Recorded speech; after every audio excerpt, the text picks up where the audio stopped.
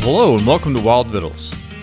So, I think if you've listened to me very often in my wild game cooking podcast, you know that I'm cooking for myself, generally for dinner, and maybe my wife too, and that is the case tonight. So it is Wednesday evening. It just happens to be March 20th, which is the closing of the draw for New Mexico. So I hope that all of you out there that like to hunt Western states got your applications in before 5 o'clock Mountain Standard Time for New Mexico, land of enchantment. Now, if I'd been thinking ahead, and I didn't, I should have been cooking something that was New Mexican themed. I do have another podcast, and I don't know if this will come out before or after it. It's probably going to come out after it, that I did green hatch chili stew, which was wonderful.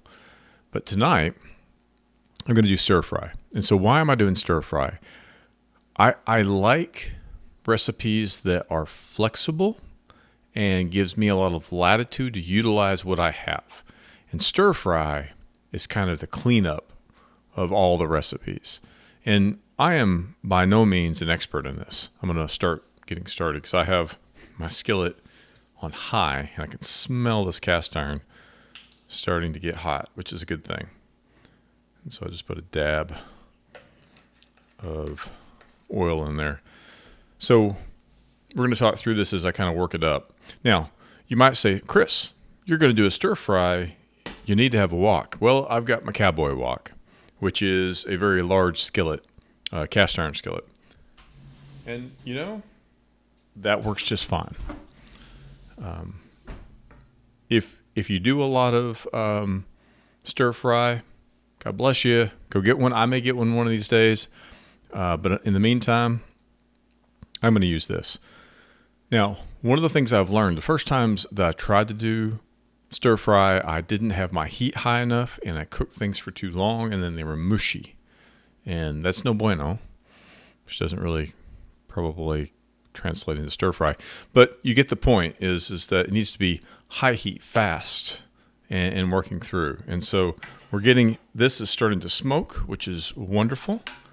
And I'm going to put in this meat. What I've got here is I've round from a whitetail buck that I shot last fall. And I took it and put it really thinly, cut it. I've got too much oil in here. Dang. Because it's starting to splatter a little bit, and that's not cool. But extremely hot, and what I'm trying to do is just give this a quick cook. And I'm doing the meat separate from the vegetables because I'm going to take the meat out. So I'm moving it around just enough to kind of keep it from burning, but I do want it to brown. And what I did is I took this round and thinly sliced it.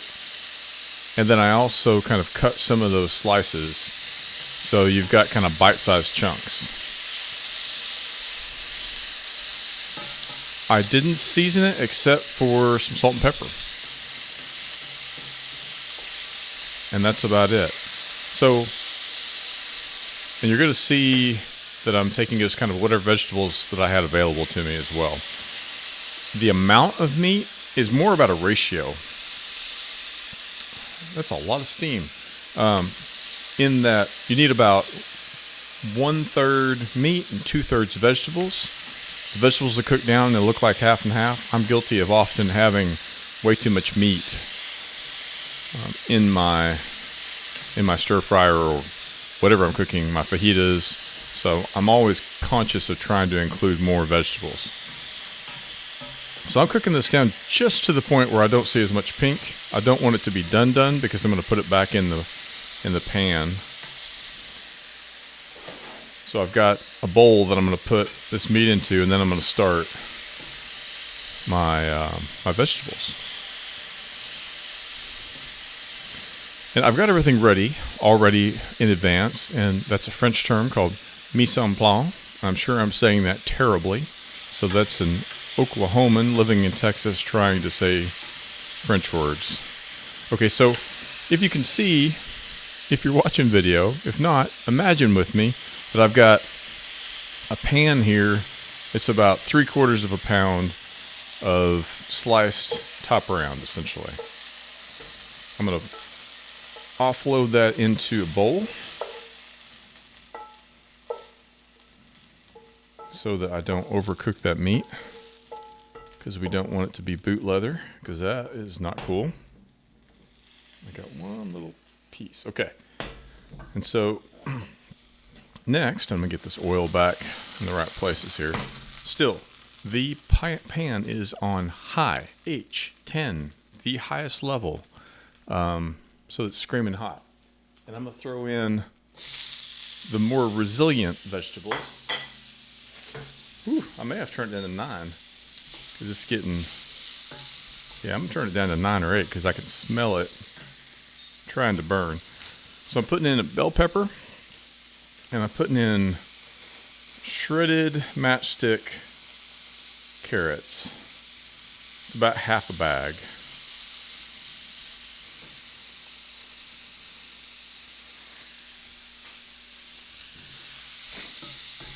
Just so those can cook up. I may have to throw a little bit more vegetable in there. I put in probably, I meant to put in a tablespoon. I probably put in 2 tablespoons. You know, the beauty about stir fry, though, is like I was saying, this is Wednesday evening, and it'll all come together in about, oh my God, I put way too much in there, about 10 minutes.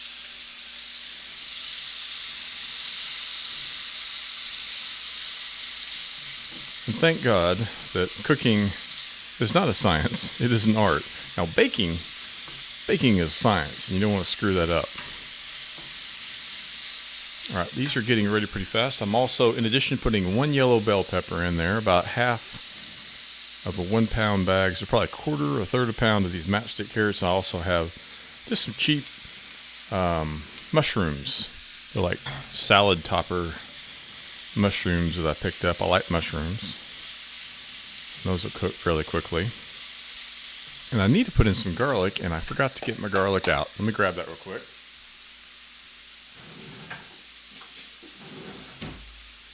And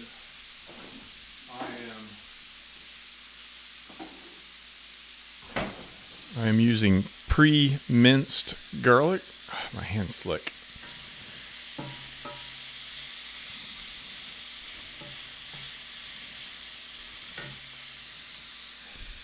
Can't get it open.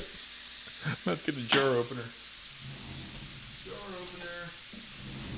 My wife calls these jar openers, I call them arrow pullers. I actually take them and put them in my quiver, because they pull arrows really well. I'm going to put 2 cloves, which is about 2 teaspoons of garlic in there. You have to be careful with garlic because it will burn, and nobody likes burnt garlic.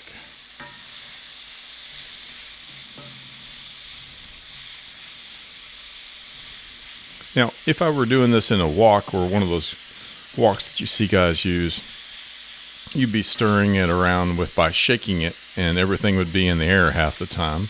Again, I'm using a cowboy wok, which is essentially my cast iron skillet. My favorite next vegetable is sugar snap peas. These are like vegetable crack. I love them. And they'll cook actually pretty quick. You'd think, looking at that it would be kind of tough and hard to get it to cook, but whatever reason, they cook really fast. I thought about putting some onions in here too, but I was kind of running out of time as I was prepping everything, and I did already cook some rice as I was getting everything cooked and cut up. So now, that was a prepackaged, pre-washed, ready to go sugar snap peas. I think I'm saying that right. Then a package of these sliced mushrooms. So all of that's like prepped and ready. Matchstick carrots, really small, thin matchstick carrots. Those were already cut. So really the only work that I had to do is to cut up the bell pepper, which is one that I just happened to have. And I had to slice up the meat. Again, I didn't season the meat except for salt and pepper. I've put these these vegetables all in, just washed. And then while that's cooking, I will show you, I have made some sauce, and it is a half a cup of soy sauce, a half a cup of water, a tablespoon of brown sugar, and I put in one teaspoon of cornstarch in an effort to kind of make a bit of a slurry, and it will kind of thicken up a little bit once you put it in there. I'm still working on the ratios on the sauce. The first version that I did off the internet, and I take bits and pieces from everywhere and pull it together, was like a cup of cold water along with all those things. And my God, it was way too much. And when the snap peas are really what I'm looking at, and when they kind of turn this bright green, they're essentially done. So I'm going to grab one without burning myself. It's getting there. And it's a fine balance of crisp but done. So you don't want it to be, I don't want it to be raw. There are some people that probably would like it rawer than I like it. But you don't want it to be mushy, you know. And the mushrooms, they just, after you cook some mushrooms for a time, you can kind of tell what a cooked mushroom look like. Well, the nice thing is all these things are essentially salad ingredients. So if you undercook it, you're not going to kill anybody. If you overcook it, well, it's a little sad, but it's still very edible.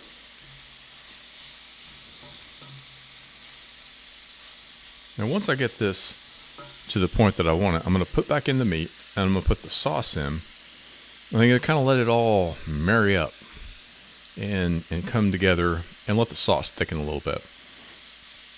If I had a wok, I would be kind of tossing it in that sauce. And then once you're done with it, you can either put it over noodles, put it over rice. Last time I cooked this, I was experimenting with it last week, and I put it over noodles, which were fantastic. Tonight, I had the urge for rice, and I've got some really good sriracha, which is a hot sauce that I'm going to put in with that rice. That will be my dinner tonight, a quick and easy dinner. And it will be my leftovers for lunch at work. And my coworkers will look over at me, microwaving, warming up my dish, and will look at it with envy of like, my God, that looks good. And then I'll tell them it's actually wild game that I procured myself. And then they'll be just, green with envy, like these snap peas. Let me try another one here. A little hot. Yep, we're getting there. Okay.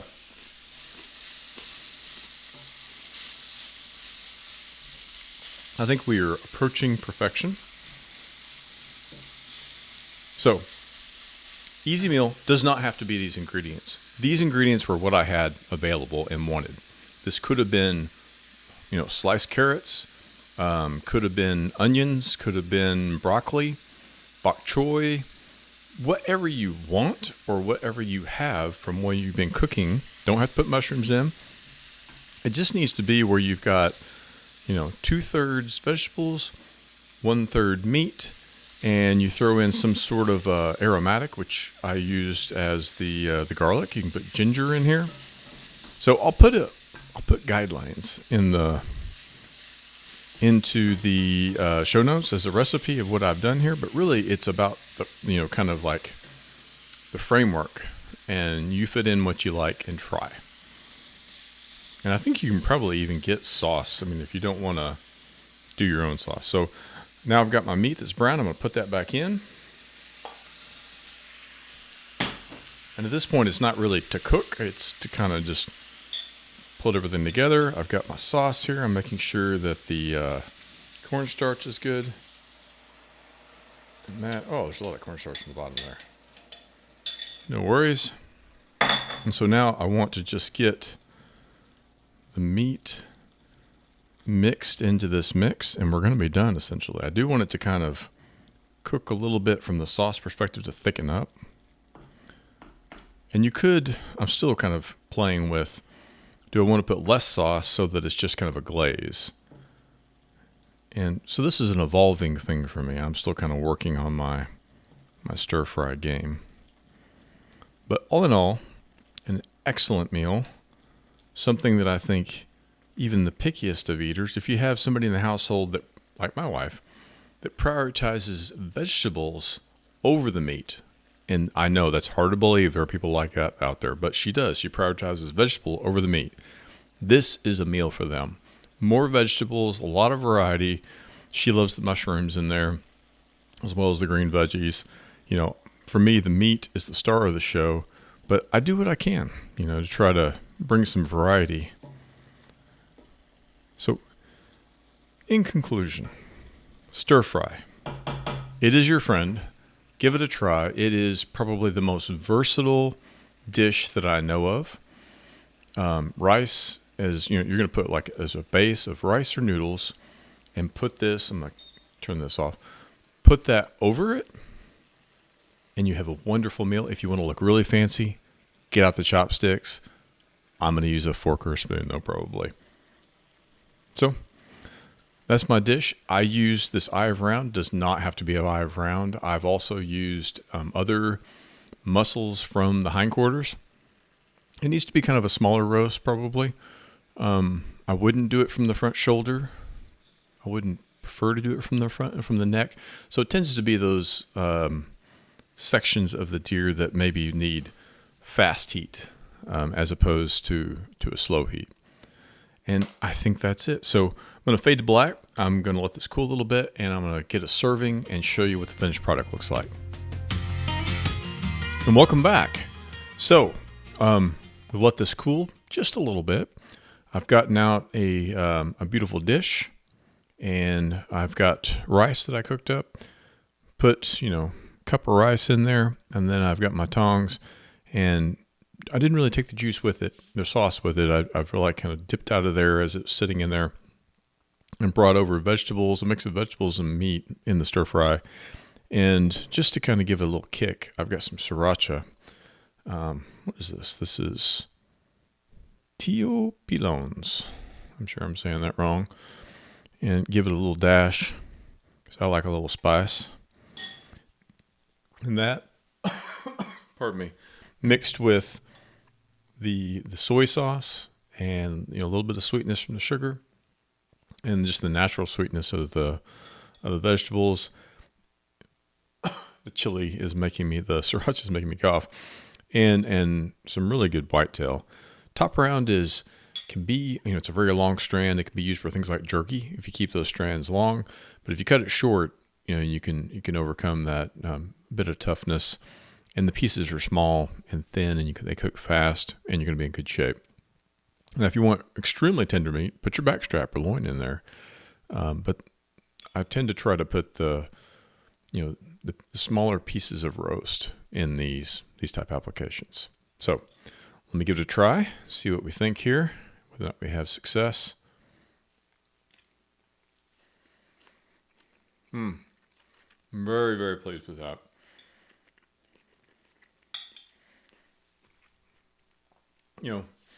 It is healthy. You can throw all kinds of vegetables in it all year round. Could be anything from your summer or your winter vegetables. Use all different kinds of meat. Use all different kinds of meat in that as well. Mushrooms or not. It's extremely versatile. I think it ought to be on your rotation. And it's really going to satisfy, I think, those vegetable lovers in your house that prioritize vegetables. Generally, there's at least a couple people in the household that are like, man, veggies are it, and the meat is secondary. Me, I'm a carnivore, and I know I need the vegetables. And this is a good way for me to be able to eat vegetables in a manner that I really enjoy it. So, big hit for me. I'll put it in the show notes. Please, give me a 5-star rating if you think I merit it. Go out to the podcast. Subscribe, please. I really appreciate it if we could continue to grow the subscribers. Thank you for everybody that is subscribing. Thank you to everybody that has put out reviews. I'm on podcast at Wild Vittles, anywhere you can find podcasts. And it's the Wild Vittle Podcast on YouTube. And on Instagram, I'm Wild Vittles Podcast. So very consistent naming convention out there. Really appreciate y'all. Hey, enjoy stir fry. It's a great way to utilize your wild game. So come along with me. Next episode, we'll continue to work on making you a better wild game cook. Thanks, good luck, good night, and good luck.